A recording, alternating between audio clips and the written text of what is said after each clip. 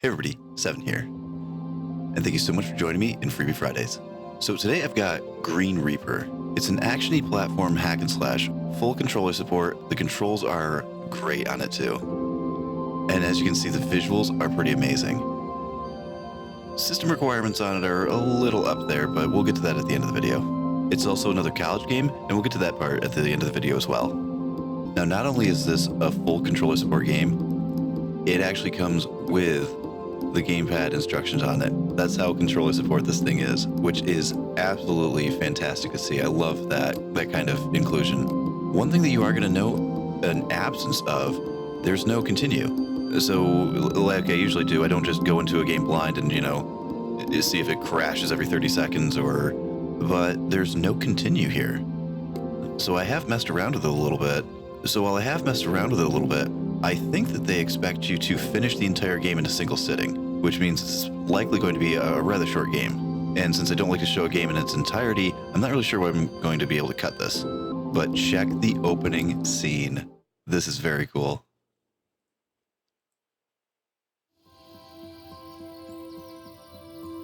I mean, right off the bat, it's absolutely beautiful.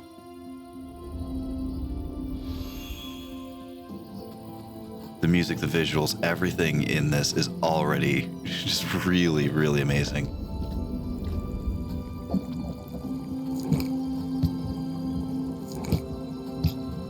We have a little invasive species of fungal spore stuff taking over the garden and killing off all the roses.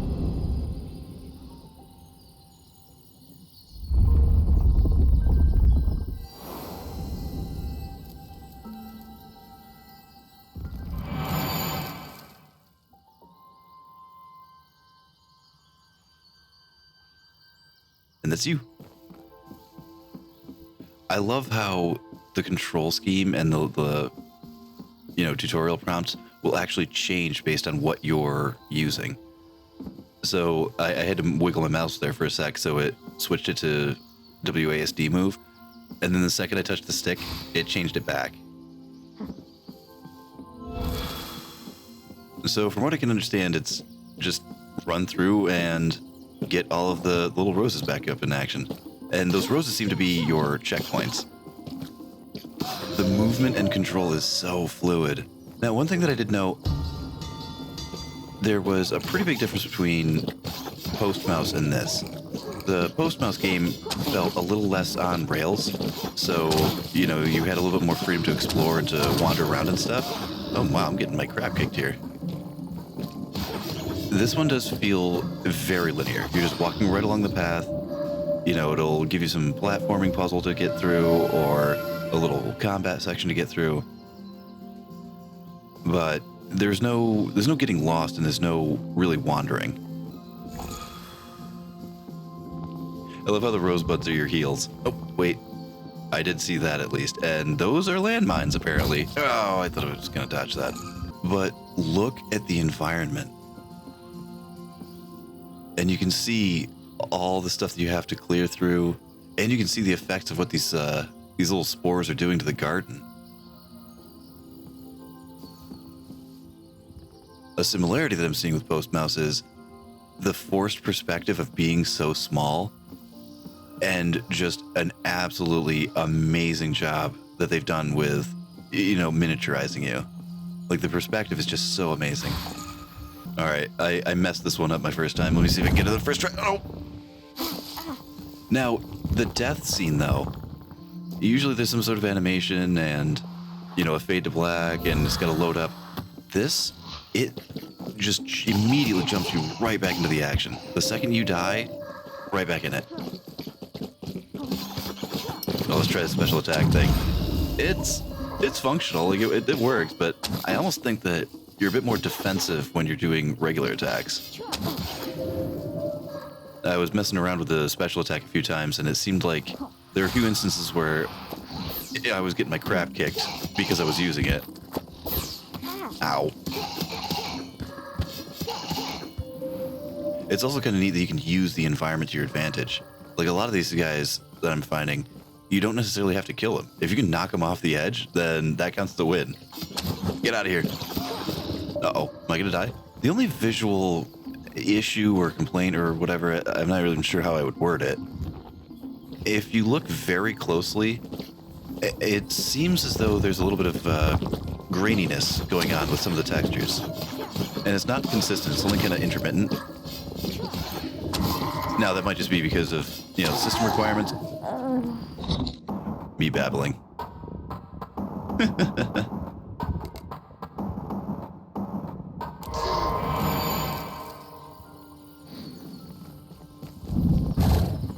But I love how fast it's able to get you just right back into the action. All right, I gotta take less hits here.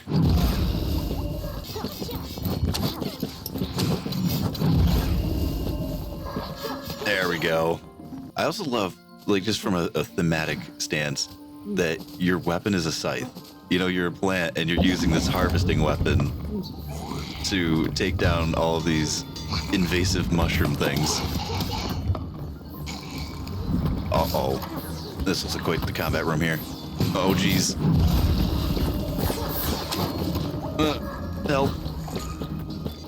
The combat, the movement, the controls, everything is absolutely spot on. Oh, no! And every death really does feel like it's my fault in this, which is so good. Alright, we're gonna take out these ranged guys a little bit better here. I'm thinking that's what did me in, because the knuckleheads on the ground aren't too bad. But, yeah, getting sniped by these guys, that's posing a problem.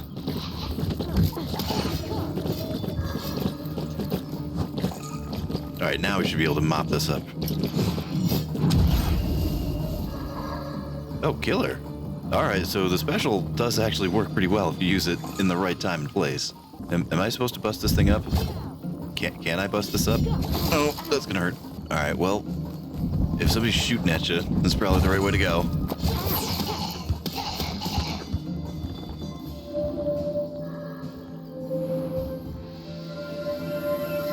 Oh, look at that. I love this. Like, you clear everything out and it restores and regrows the garden. So as you're clearing things out, it'll show you what the garden's supposed to look like. That is just so cool looking.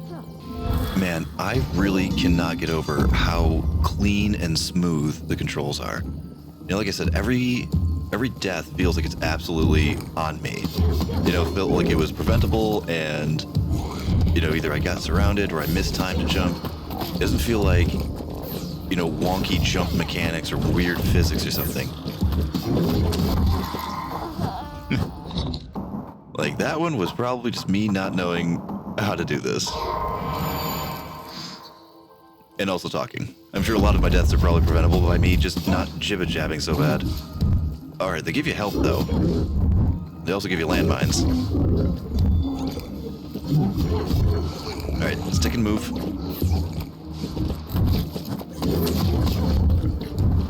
Even the dodge mechanic is really on point. You know, for being a free game like that, that's impressive that they can get that level of accuracy out of a dodge mechanic. Uh-oh. No! I had that. Oh, I had that. Alright, beat him up, beat him up, beat him up, beat him up. And then get the health. Alright, now we got the add-ons. Okay. I think going in with a little foreknowledge is probably going to be the key. Knock him off.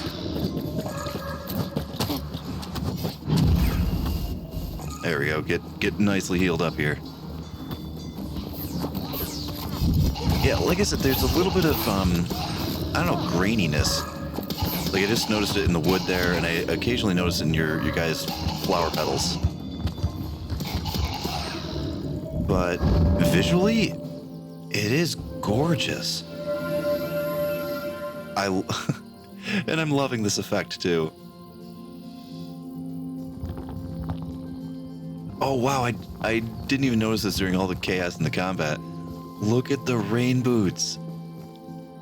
That's a nice touch. I like that. The sound is really cool too. Like, they really make good use of headphones with this. And you can really hear the directionality of where things are going on in the environment. Get out of here, you little nothings. You guys are entry level. Just don't get hit by a landmine. That will definitely kill me. Now, the big thing, I always like to not show the entire game. And like I said, there's no continue option in this, so this is going to be a very, very short game. So I think the next time we get one of those little cutscenes is where we'll end up cutting it. Because we look like we're getting awfully close to where the end is. And part of what I like to do in this series is show off a game, but not show it off in its entirety, so that way it encourages people to pick it up themselves.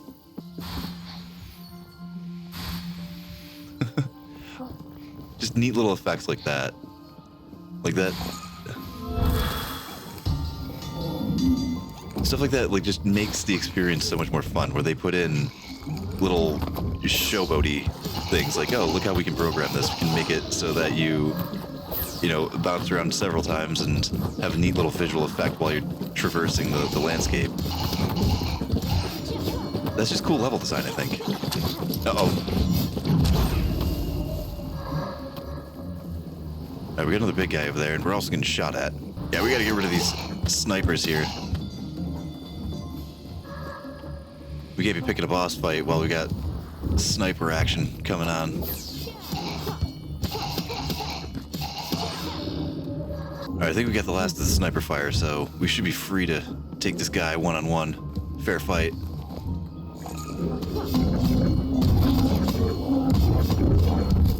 Outpace him, outpace him! Nice. Man, these restoration effects are just so cool. And watching all the flowers get restored after you clear out the fungal mess, that is a blast.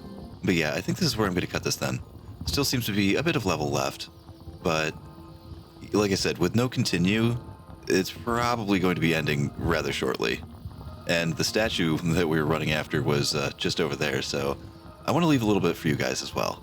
So as I usually like to end it, we'll head over to the Steam page and we'll show you a little bit about the developer and some of the requirements and stuff like that. So this is another one that came from a college, and it's another DigiPen one, which we've actually seen before. DigiPen is the college that released the crazy good music Cat-aclysm game that I played a few weeks ago, and their quality seems to be very top-notch. They also have a long list of games that you can try out as well, all done by college students and all completely free. So these guys might be ones that I may be revisiting a few times here. I love that in their About section, where they start describing what the game is, I think that's actually their college's icon. So it really cements home this is a college project and a student-led production for this game. Now, here's where we get a little off of where, you know, I normally like to have the Freebie Fridays. These requirements are a little on the stiff side, and I think that might be why I was getting some of that graininess and some of the... It wasn't any screen tearing or pixelization. Never, ever did I see a single frame drop, but there was just a little bit of... Just graininess was the only way I could describe it in some of the colors. The storage space is pretty big as well, but then again, given, you know, just how perfect the physics were on it and how amazing the visuals were, I'm not really surprised at all that this was a pretty sizable install.